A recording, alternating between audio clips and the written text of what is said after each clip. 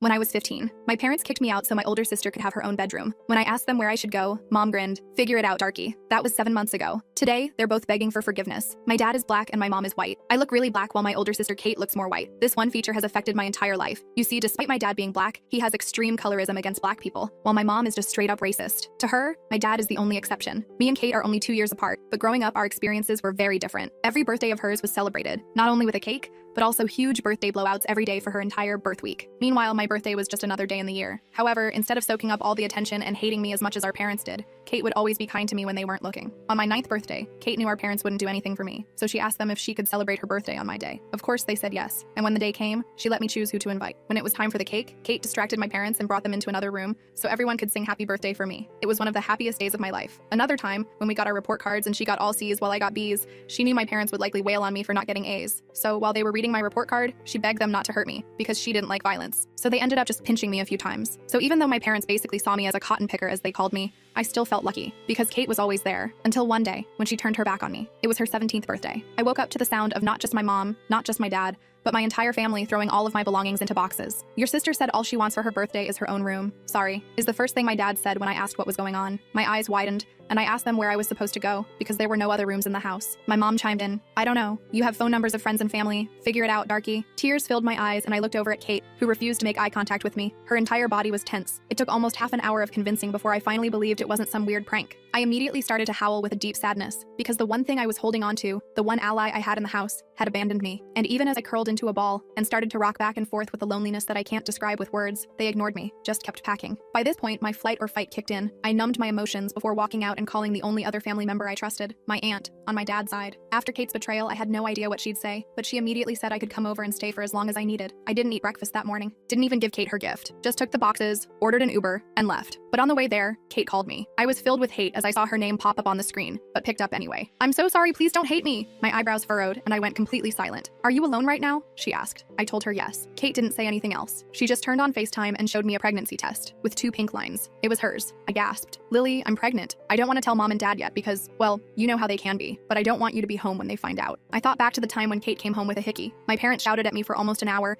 telling me how bad of an influence I was, how it was all my fault. So I understood. Kate, what can I do to help? I asked. She told me to ask for her help from our Aunt Bonnie. Suddenly, I could hear my parents walking up the stairs singing happy birthday, so I hung up. My mind was spinning. A part of me was relieved that Kate was still my best friend, but mostly, I was just worried, very worried. And when I got to my Aunt Bonnie's, my stomach twisted into a pretzel knot because she opened the door, gave me a huge smile, and hugged me super tight. I'm so happy you visited. I never told her what had happened, and clearly my parents didn't either. We were in the middle of polite, introductory small talk when I just blurted it out. My parents are racist and my sister is pregnant. The second I said it, she laughed, thinking it was some sort of joke. And that's when I started bawling my eyes out. By this point, we had already taken in the boxes, so we went inside and she listened while I talked. I made her promise not to tell my parents, and she swore she wouldn't. The next hour consisted of me completely unloading everything. The racism, the favoritism, getting kicked out. She promised I would be safe with her, and held me while I cried myself to sleep. I didn't know it at the time, but Aunt Bonnie was about to make my parents pay. Me and Kate's lives were about to change forever. When I woke up the next morning on Aunt Bonnie's couch, I had that brief moment of confusion where I didn't know where I was. Then it all came rushing back, getting kicked out, Kate's pregnancy, everything. My eyes felt swollen from crying, and my back hurt from sleeping in a weird position. I checked my phone. 3 missed calls from Kate, but nothing from my parents. Not surprising, but it still stung. I could hear Aunt Bonnie in the kitchen making breakfast. The smell of bacon and eggs filled the apartment. My stomach growled loudly. I hadn't eaten since lunch the day before. Good morning, sleepyhead, Aunt Bonnie said when I shuffled into the kitchen. She looked like she'd been up for hours already. I made you some breakfast. Eat up. We've got a lot to talk about. I sat down at her small kitchen table and started eating. The food was amazing. Or maybe I was just starving. Either way, I practically inhaled it while Aunt Bonnie sat across from me, sipping her coffee. I've been thinking about everything you told me, she said after I'd eaten about half my plate, and I need to ask you something important. Has your dad ever hit you? I almost choked on my orange juice. Nobody had ever asked me that directly before. Not like punched me or anything, I mumbled. Just some slaps, pinches, that kind of stuff. Aunt Bonnie's face darkened. That's still abuse, Lily. And the emotional stuff, the way they treat you differently from Kate, that's abuse too. I just stared at my plate. When someone actually says it out loud like that, it hits different. I'd always known something was wrong with how my parents treated me, but hearing someone call it abuse made me feel both validated and weirdly ashamed. I'm calling your parents after breakfast, she continued. First, to tell them you're staying with me for now. Second, to let them know I'm aware of how they've been treating you. My heart started racing. But what about Kate? If you tell them you know everything, they'll realize I told you about the pregnancy. I won't mention the pregnancy, Aunt Bonnie assured me. That's Kate's news to share when she's ready. But the rest, they need to hear it. After breakfast, I called Kate back while Aunt Bonnie cleaned up. Kate answered immediately, sounding stressed out of her mind. Are you okay? Where are you? Did Aunt Bonnie let you stay? The questions came rapid fire. I told her I was fine and staying at Aunt Bonnie's place. She sounded relieved, but still anxious. I asked how she was doing and if our parents suspected anything. They don't suspect a thing, Kate said. They're too busy redecorating my room now that it's all mine. She sounded guilty saying it. Lily, I'm so sorry. I should have found another way. I wasn't completely over being hurt, but I understood why she did it. It's okay, I said. But Kate, what's your plan? You can't hide a pregnancy forever. Kate started crying softly. I don't know. I'm scared to tell them. You know how they'll react. I knew exactly how they'd react. They'd blame me somehow, even though I had nothing to do with it. They'd shame Kate, but ultimately forgive her. They'd make everything worse. What about the father? I asked. Is he in the picture? It's Tyler, Kate said. You know, from my chemistry class? His parents are super religious. If they find out, he's screwed. We both are. Tyler Williams. I knew him vaguely. Tall, quiet guy who played baseball. Not someone I would have expected Kate to date secretly. Have you thought about what you want to do? I asked carefully. Like, do you want to keep it or? I don't know yet, Kate admitted. I need time to figure it out. Can you ask Aunt Bonnie if she'll help me? Maybe I can come over and we can talk? I promised to ask Aunt Bonnie and told Kate to hang tight. Right after we hung up, I heard Aunt Bonnie on the phone in the living room. Her voice was raised,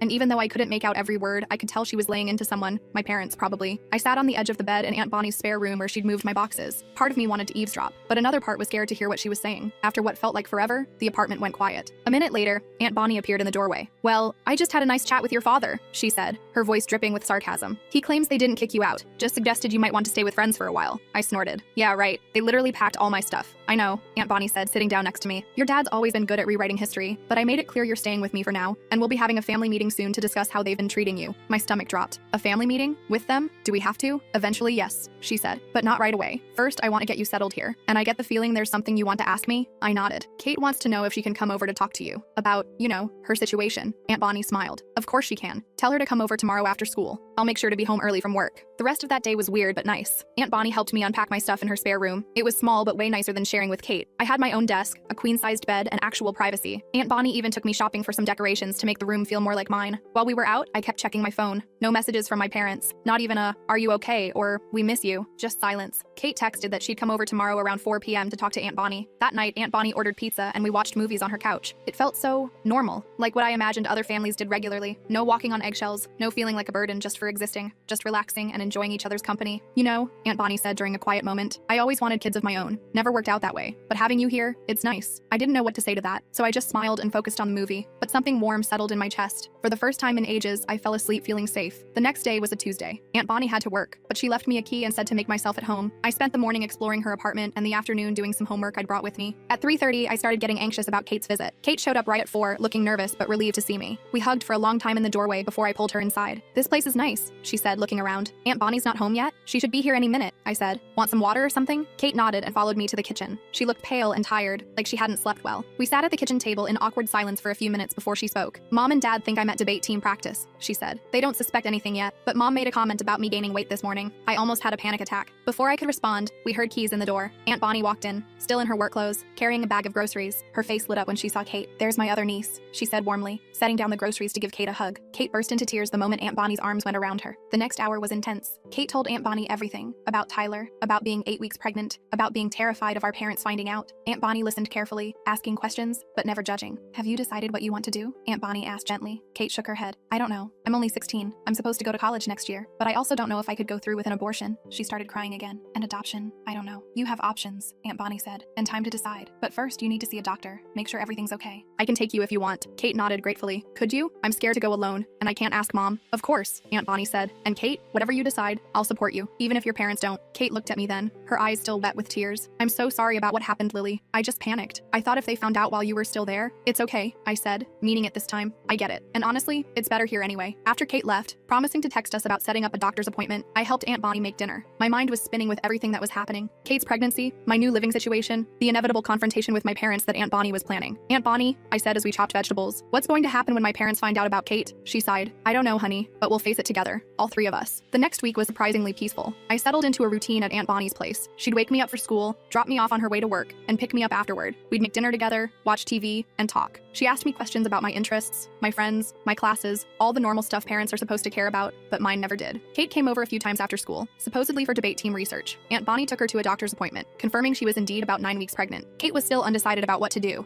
but at least now she was getting proper prenatal care in the meantime. My parents? Radio silence. Not a single call or text asking how I was. Kate said they barely mentioned me at home, like I'd just ceased to exist. It hurt, but it also confirmed what I'd always suspected. They didn't really love me the way parents are supposed to love their kids. Then on Friday evening, everything blew up. Kate called me in a panic. Mom found my prenatal vitamins, she said, her voice shaking. She put it together with me gaining weight. She knows, Lily. She knows I'm pregnant. My heart sank. What happened? What did she say? She went ballistic. Kate sobbed, started screaming about how I'd ruined my life, how no decent college would accept me now, how how I'd brought shame on the family. Dad came home in the middle of it and lost his mind too. I put Kate on speaker so Aunt Bonnie could hear. "Are you safe?" Aunt Bonnie asked immediately. "I'm in my room with the door locked," Kate said. "But they keep pounding on the door, demanding I come out and face the consequences of my actions. I'm scared." Aunt Bonnie grabbed her car keys. "We're coming to get you. Pack a bag with essentials. You can stay here too." The drive to my parents' house was tense. Aunt Bonnie drove like a woman on a mission, her knuckles white on the steering wheel. I sat in the passenger seat, texting Kate updates on our location. She wasn't responding anymore, which made my anxiety spike. When we pulled up to the house, I felt sick to my stomach. I hadn't been back since the day they kicked me out. The porch light was on, and both my parents' cars were in the driveway. "Stay in the car," Aunt Bonnie instructed as she put the car in park. "No way," I protested. "Kate's my sister. I'm coming with you." Aunt Bonnie looked like she wanted to argue, but nodded instead. We walked up to the front door together, and she rang the doorbell. The sound of shouting from inside immediately stopped. A moment later, my dad yanked the door open. His expression changed rapidly from anger to surprise to a forced smile when he saw Aunt Bonnie. "Bonnie, what a surprise," he said, completely ignoring my existence beside her. "What brings you by so late?" "Cut the crap, Marcus," Aunt Bonnie said coldly. "We're here for Kate. She called us." My mom appeared behind him, her face blotchy from crying or yelling or both. "This is a family matter, Bonnie. You shouldn't be involved." "I am family," Aunt Bonnie shot back. "And so is Lily, though you seem to have forgotten that." "Where's Kate?" "In her room, having a teenage tantrum," my dad said dismissively. "She can come out when she's ready to discuss her options rationally." The way he said options made my skin crawl. I knew exactly what option he thought was rational. "Let me go get her," I said, already moving toward the stairs. My mom tried to block my path. "You don't live here anymore, Lily. You can't just move," Aunt Bonnie said, her voice so authoritative that my mom actually stepped aside. I ran upstairs to Kate's room, my old room too, and knocked gently. "Kate, it's me. Open up." The door cracked open, and Kate peeked out, her face streaked with tears. When she saw it was really me, she flung the door open and hugged me tight. "Thank God you're here," she whispered. "They've lost their minds. Dad says I have to get an abortion, or he'll throw me out. Mom keeps crying about what people at church will say." "Pack your stuff," I told her. "You're coming to stay with me and Aunt Bonnie." Kate nodded and quickly grabbed a duffel bag, shoving clothes and toiletries inside. I helped her pack, grabbing things she missed, her laptop charger, her favorite sweater, the stuffed bear she'd given me years ago that had somehow survived the purge of my belongings. When we came back downstairs with her bag, my parents were still arguing with Aunt Bonnie in the entryway. "You can't just take her," my mom was saying. "She's 16. She's still a minor." "Watch me," Aunt Bonnie replied. "Unless you want me to call Child Protective Services and report how you've treated both your daughters, I suggest you step aside." My dad's face turned an alarming shade of red. "Is that a threat? You have no proof of anything." "I have Lily's testimony," Aunt Bonnie said calmly. "And now I have evidence of you trying to force Kate into a medical procedure against her will. Do you really want to test me on this, Marcus?" My parents exchanged a look. For the first time in my life, I saw something like fear in their eyes. "Kate can make her own decisions when she turns 18, my mom said, changing tactics. "For now, she stays here where we can take care of her." "Take care of her like you took care of me?" I blurted out. "By treating her like garbage if she doesn't do exactly what you want?" My dad finally acknowledged my presence with a glare. "You don't know what you're talking about. We've always provided for both of you. Providing food and shelter is the bare minimum," I shot back. "You never loved me, and now that Kate's done something you don't approve of, you're treating her the same way." Kate stepped forward, clutching her bag. "I'm going with Aunt Bonnie and Lily. I'll be back when you're ready to support me no matter what I decide about my baby." My mom started crying again, but it felt manipulative rather than genuine. "Kate, please, think about your future." "I am thinking about my future," Kate said firmly, "and right now, it's not here." We walked out of the house together,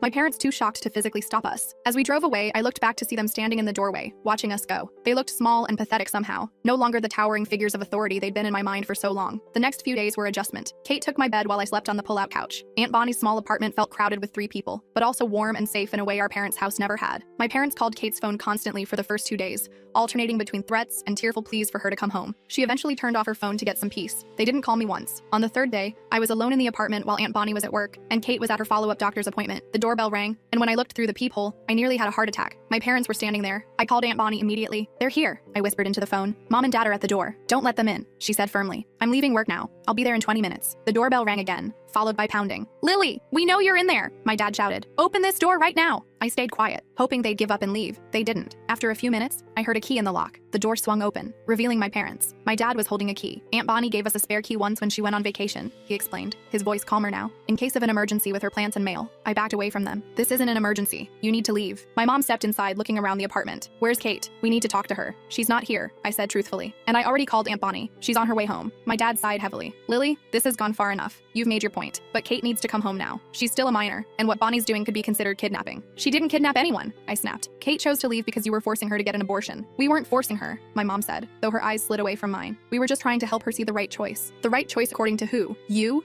I was furious now. It's her body, her baby, her choice. My dad took a step toward me, and I instinctively stepped back. Something flashed in his eyes. Hurt, maybe, that I was afraid of him. Good. He should feel bad. "This isn't about you, Lily," he said. "You always make everything about yourself." I couldn't believe what I was hearing. "Are you serious right now? You kicked me out of the house for Kate's birthday. You've treated me like I'm nothing my entire life. And now you have the nerve to say I make everything about myself?" Before they could respond, the apartment door flew open again. Aunt Bonnie stood there looking furious. Behind her was Kate, her face pale with shock at seeing our parents. "Get out of my apartment," Aunt Bonnie said to my parents, her voice dead deadly calm. Not without Kate, my dad replied, turning to look at my sister. Come on, Kate. This has gone on long enough. Come home where you belong. Kate moved to stand beside me and Aunt Bonnie. I'm not going anywhere with you. Not until you accept that this is my decision to make. My mom started crying again. Kate, please. We just want what's best for you. No, you want what's easiest for you. Kate shot back. What's best for your reputation? You don't care about what I want or need. That's not true, my dad protested. We love you. Like you love Lily? Kate asked pointedly. That shut them up. They looked at me, then at each other, clearly not knowing how to respond. Aunt Bonnie stepped forward. I think it's time we all had that family meeting I mentioned. Sit down, both of you. She gestured to the couch. Surprisingly, my parents sat. Maybe they were shocked by Aunt Bonnie's authority, or maybe they finally realized the seriousness of the situation. Either way, for the next 2 hours, we talked. Really talked. Kate explained how terrified she was when she found out she was pregnant, how she knew our parents would react badly. I told them how their treatment had affected me all my life. The birthdays, the report cards, the constant feeling of being less than. Aunt Bonnie shared her perspective as an outsider who had watched their behavior for years without saying anything, something she now regretted. My parents mostly listened, occasionally trying to defend themselves but getting shut down quickly. By the end, my mom was crying for real, not the manipulative tears from before. My dad looked like he'd aged 10 years in one afternoon. I didn't realize, he said finally, his voice rough. I didn't see what we were doing. Bull, Aunt Bonnie said flatly. You saw. You just didn't care. The question is whether you care now. My mom looked at me through her tears. Lily, I'm so sorry. We've been terrible parents to you. It was the first genuine apology I'd ever heard from her. I didn't know what to do with it. Part of me wanted to accept it immediately, to have the loving parents I'd always wanted. Another part wanted to tell them to go to hell. Sorry doesn't fix 16 years, I said eventually, but it's a start. The conversation shifted to Kate and her pregnancy. Our parents were still clearly unhappy about it, but they stopped pushing for an abortion. Instead, they actually listened as Kate talked about her options,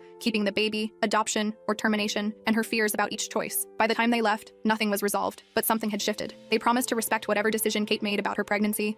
They invited both of us to come home, but also said they understood if we wanted to stay with Aunt Bonnie for now. As Aunt Bonnie closed the door behind them, the three of us collapsed onto the couch, emotionally exhausted. Do you think they meant it? Kate asked quietly. About supporting my decision? I don't know, Aunt Bonnie said honestly. People don't change overnight, but they might be starting to see the damage they've done. I wasn't convinced. One conversation, no matter how intense, couldn't undo a lifetime of behavior. But for the first time, I felt like maybe, just maybe, things could be different. That night, as I lay on the pull-out couch staring at the ceiling, I thought about everything that had happened. In less than 2 weeks, my entire life had been turned upside down. I'd lost my home, gained an ally in Aunt Bonnie, and somehow ended up in a strange new dynamic with my parents. Kate came out of the bedroom and sat at the edge of my makeshift bed. Can't sleep? I asked. She shook her head. Too much going on in here. She tapped her temple. Lily, do you think I should give them another chance? I sat up. That's your call. They're still our parents, for better or worse. I'm scared they'll go back to how they were before, she admitted. That they'll pressure me about the baby or treat you badly again. Probably, I said honestly. People don't change that easily. But now we have Aunt Bonnie, and we have each other. Kate smiled a little. We've always had each other. She paused, then added, I think I want to keep the baby. Is that crazy? I reached out and squeezed her hand. Not crazy. Scary. Sure. But you'll be an amazing mom. Better than ours at least, Kate said with a bitter laugh.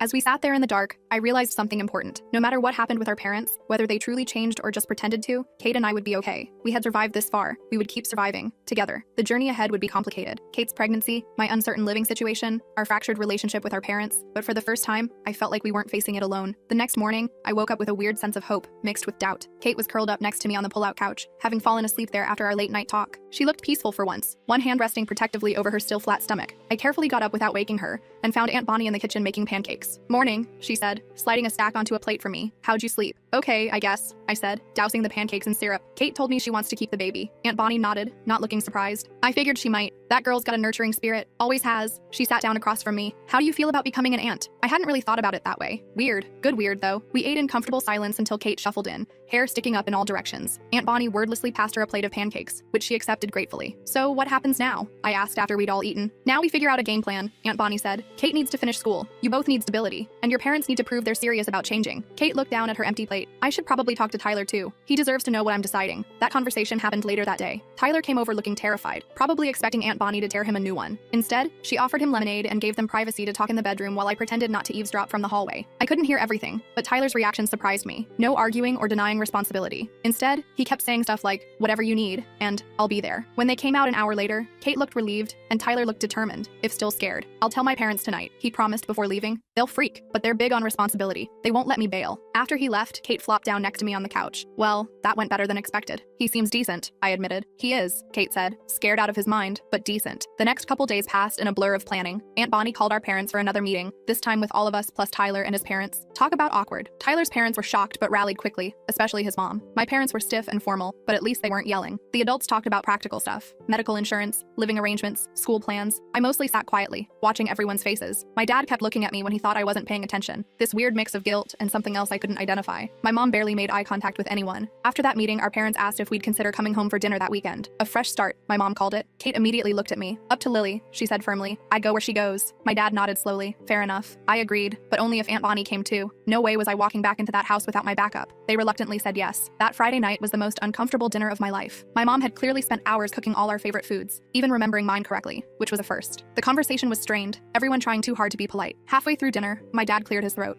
I've been doing some reading, he said awkwardly, about colorism and how it affects children. He looked directly at me. I never realized what I was doing to you, Lily. I'm not asking for forgiveness, just a chance to try to be better. I almost choked on my mashed potatoes. My dad, reading about colorism, admitting he was wrong. I didn't know what to say, so I just nodded. My mom jumped in next. We've also found a family therapist, she said. For all of us, if you girls are willing. We have a lot to work through. I looked at Kate, who raised her eyebrows like, what do you think? Maybe, I said cautiously. We'll think about it. After dinner, my dad awkwardly showed me my old room, except it wasn't my old room anymore. They'd completely redone it. New paint, new furniture, even a fancy desk for studying. It was nice, way nicer than what I'd had before. We thought, if you wanted to come back. He trailed off. I don't know yet, I said honestly. This is all happening really fast. He nodded. I understand. The room's yours whenever you want it. No pressure. That night, back at Aunt Bonnie's, Kate and I stayed up late talking. She was torn about moving back home. On one hand, they were being surprisingly supportive about the baby now. On the other hand, we both knew how quickly they could flip. What do you think? She asked me. Should we give them another chance? I sighed. I don't know. Part of me wants to believe they've changed. Another part is waiting for them to go back to normal. Same, Kate admitted. But I also feel bad about taking advantage of Aunt Bonnie. Her apartment's tiny for 3 people, let alone 4 once the baby comes. That was a good point. Aunt Bonnie had been amazing, but this wasn't a long-term solution. We decided to talk to Aunt Bonnie about it in the morning. When we brought it up over breakfast, she surprised us. I've actually been thinking about this, she said. I've been looking at 3-bedroom apartments. More space for all of us. You want us to stay with you permanently? Kate asked, sounding shocked. Aunt Bonnie shrugged. If that's what you want, or you could try going home, with the understanding that my door is always open if things don't work out. We talked it through for hours. By the end, we had a plan. Kate and I would move back home on a trial basis. We'd attend family therapy. We'd spend weekends with Aunt Bonnie, and at the first sign of our parents reverting to their old ways, we'd be out of there. Moving back was weird. My parents were trying so hard it was almost uncomfortable. My dad kept asking about my schoolwork and offering to help. My mom suddenly wanted to know about my friends and interests. They both fussed over Kate, making sure she ate properly and got enough rest. Family therapy was even weirder. Our therapist, Dr. Chen, didn't let anyone get away with anything. When my dad tried to downplay some of the things he'd done, she called him out immediately. When my mom cried about how hard it was for her, Dr. Chen pointed out how much harder it had been for me. The breakthrough came about a month in. We were talking about birthdays, specifically how they'd celebrated Kate's but ignored mine. My mom started with her usual excuses about being busy or tight on money. That doesn't explain the pattern, Doctor, Chen said calmly. Why was money always tight for Lily's birthday but never for Kate's? My mom went silent. Then, to my complete shock, she turned to me with tears in her eyes. Because I'm racist, she said simply. I didn't want to admit it, even to myself, but I treated you differently because you look more black, and that's unforgivable. The room went dead quiet. My dad looked like he'd been punched. Kate reached over and squeezed my hand. I don't know if it's unforgivable, I said finally, but it really messed me up. My mom nodded, tears streaming down her face. I know, and I'll spend the rest of my life trying to make it right, if you'll let me. It wasn't an instant fix. There were still awkward moments, still times when they'd slip into old habits and I'd have to call them out. But that confession was the first time I believed they might actually be changing. Meanwhile, Kate's pregnancy was progressing. Her first ultrasound was a big deal. We all went, even Tyler. Seeing that tiny blob on the screen made everything more real. Kate cried. Tyler looked terrified but held her hand the whole time. My parents stood awkwardly in the corner until the technician asked if they wanted to see their future grandchild. After that, my mom couldn't stop talking about baby stuff. By the time Kate was showing, our family had fallen into a new routine. It wasn't perfect, but it was better. My parents were trying consistently. I was cautiously letting them back in. Kate was glowing despite the morning sickness and swollen ankles. We still spent every other weekend with Aunt Bonnie. Those weekends became my favorite. Just the 3 of us hanging out, watching movies, talking about everything and nothing. Aunt Bonnie never pressured us about our parents. She just listened and offered advice when asked. One Saturday at Aunt Bonnie's, Kate grabbed her stomach suddenly while we were watching TV. My heart nearly stopped until she laughed. "The baby's kicking!" she exclaimed. "Here, feel." She grabbed my hand and placed it on her rounded belly. Sure enough, I felt a little thump against my palm. It was the weirdest, coolest thing I'd ever experienced. "Hey in there," I said to Kate's stomach. "I'm your Aunt Lily. Can't wait to meet you." Kate smiled so big I thought her face might split. "I found out yesterday," she said. "It's a girl, a niece. I was going to have a niece." Something about that made everything more real. "Have you thought about names?" Aunt Bonnie asked. Kate nodded. "I like Bonnie Lily Williams." She looked at us shyly. "After my 2 favorite people." I didn't cry. I absolutely did not cry. Okay, maybe I cried a little. When we told our parents the baby's name, my mom actually hugged me. Not a stiff, formal hug, but a real one. "She'll be lucky to have you as her aunt," she said softly. The months flew by. Kate finished her first semester of community college with decent grades despite everything. Tyler got a part-time job and saved every penny for the baby. My parents converted their home office into a nursery, painting it yellow because Kate didn't want pink. Aunt Bonnie knitted enough baby blankets blankets to survive a nuclear winter. I focused on school too, getting straight A's my senior year. When college acceptance letters started arriving, my parents were genuinely excited for me. They even threw me a small party when I got into my first choice, the first real celebration they'd ever given me. It felt good, if a little surreal. Kate's water broke 2 weeks early, right in the middle of my graduation ceremony. One minute I was walking across the stage to get my diploma, the next my dad was frantically waving from the audience. We rushed to the hospital, still in my cap and gown. The labor was long, 16 hours of Kate alternating between crying, screaming, and threatening to murder Tyler if he ever touched her again. We all took turns sitting with her, me, my parents, Tyler, his parents, Aunt Bonnie. By hour 15, we were all exhausted. But then, suddenly, it was happening. The doctor was telling Kate to push, and a few minutes later, a tiny crying human was placed on Kate's chest. Bonnie Lily Williams was 6 pounds, 7 ounces of perfect. She had Kate's nose, Tyler's chin, and skin a shade between theirs. My parents cried when they held her. So did Aunt Bonnie. So did I, if I'm being honest. That night, after everyone else had gone home or to the cafeteria, it was just me and Kate in the hospital room. Kate was dozing while I held baby Bonnie. "Hey there," I whispered to my niece. "You caused quite a stir. You know that? Changed everything." And she had. Looking at her tiny face, I realized how much had shifted in less than a year. Kate and I had gone from sisters surviving our parents to actual family. My parents had gone from people I feared and resented to people I was cautiously starting to trust. Aunt Bonnie had gone from a distant relative to one of the most important people in my life. None of it was perfect. My parents still slipped up sometimes. Family therapy was still a weekly necessity. Kate and Tyler were still figuring out co-parenting while finishing high school. I still had moments of doubt about forgiveness. But looking at baby Bonnie, I knew we'd figure it out. All of us. Together. As if sensing my thoughts, baby Bonnie opened her eyes and looked right at me. I swear she smiled, though the rational part of me knows newborns don't really smile. In that moment, I felt this fierce protectiveness wash over me. This little girl would never know what it felt like to be unwanted or unloved. She would grow up surrounded by people who adored her, including a mom, grandparents, and an aunt who had learned the hard way what family should be. "You're going to be fine," I whispered to her. "We all are."